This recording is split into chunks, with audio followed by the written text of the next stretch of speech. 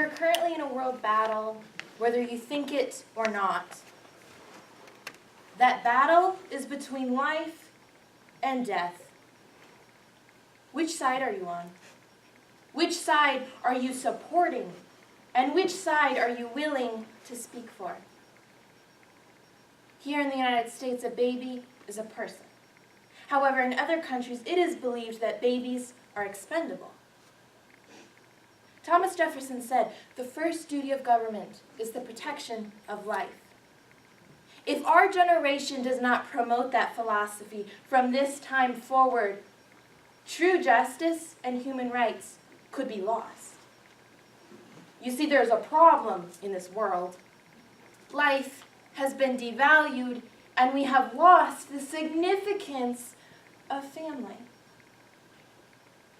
Infanticide, or infant homicide, is the intentional killing of infants under the age of 1 year. This horrendous crime is not a thing in the past. In fact, it is still occurring today.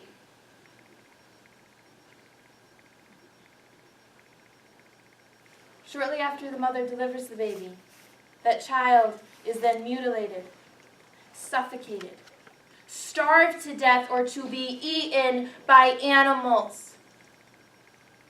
The mother is typically the one to commit the infanticide. We live in a world where it is acceptable for mothers to murder their own babies. That is completely horrifying. Protecting and nurturing one's infant is a basic human instinct, yet infanticide, the killing of an infant at the hands of a parent, has been a welcomed practice and even encouraged in some areas of the world. Disposing of unwanted or deformed children has been an act since prehistoric times. According to anthropologist Layla Williamson, infanticide has been practiced by nearly all civilizations. Female infanticide is more common than male infanticide. This involves the deliberate killing of girl babies, which is called gendercide. The reasons behind it are always cultural rather than religious. In societies which practice female infanticide, women are perceived as subservient because of their role as caregivers and homemakers, while men predominantly ensure the family's social and economic stability. Therefore, girl babies are often killed for financial reasons. In China, the one-child policy and cultural preference for boys has created a severe gender imbalance. By 2020, there will be between 30 million and 35 million more Chinese men of marrying age than women. The ratio of women to men has dropped considerably. China has now become a country in desperate need for women. For 50 years, from 1960 to 2011, fewer girls were allowed to be born in India. In 1990, Nobel laureate economist Amartya Sen alerted the world to the phenomenon of missing women. He said that more than 100 million women were missing from the world, which challenged the commonly held belief that women make up 50% of the world's population. Specifically in South Asia, the gender ratio favors men over women. The women who are considered missing are generally not worthy to live because they are not as valuable. What happened to protecting and valuing all life?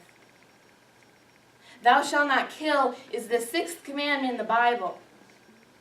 If we all agree with that command, then why are we standing by as innocent blood is being shed? One of the first things that God said to Adam and Eve was to be fruitful and to multiply. That means to be productive and to increase in number. Fewer women are having children these days, and it truly saddens me.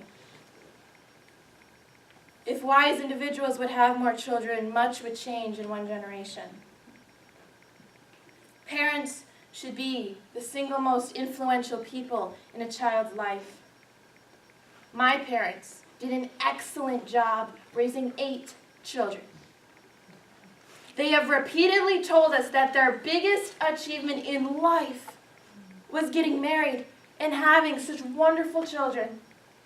I am the youngest in my family, and I am exceedingly grateful for what my parents do for me, for what they have taught me, and for being the absolute best inspiration to me. God willing, I hope to one day marry and have as many children as possible, because I believe that is part of my purpose here on earth. Life is always a blessing and a miracle.